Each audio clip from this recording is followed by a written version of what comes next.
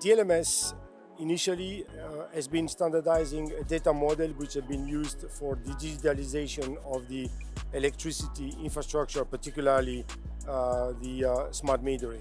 Considering that the investment made by public utilities are investments which are done over decades, we had to find a way, we had to find a solution to bring an additional level of standardization, which was basically standardizing the application of smart metering.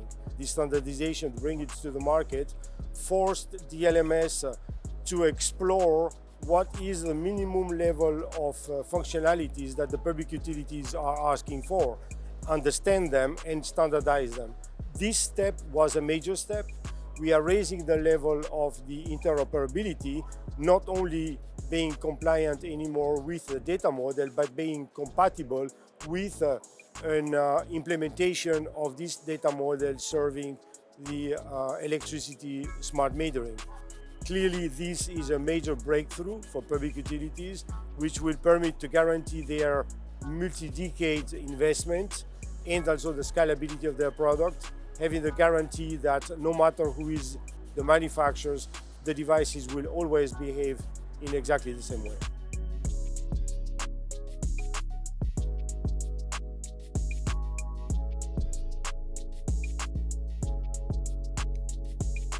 The fact that there are many other data which are available in the smart meter, we see now the value of all those data produced, which can then be shared with third parties, or they can be also retrieved by the public utility to go into a certain level of intelligent way of consuming the energy.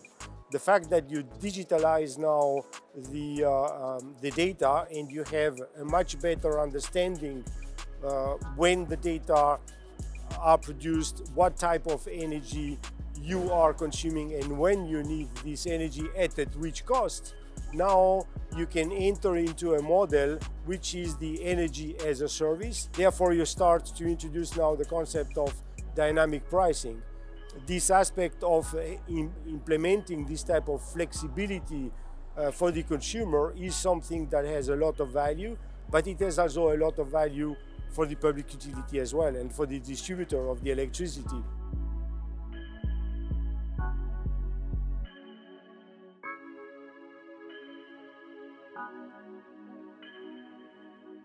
What DLMS has been developing over the years in the electricity can, up to a certain extent, be reusable into the water industry, into the gas industry. By digitalizing the water distribution, you get access to data which, through appropriate analytics, can now give you a certain number of information which are valuable information to permit to distribute the water in a smarter way.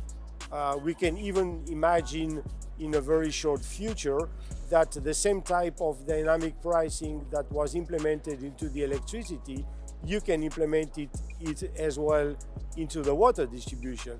Or potentially you can use the digitalized data to do some leak detections by triangulation.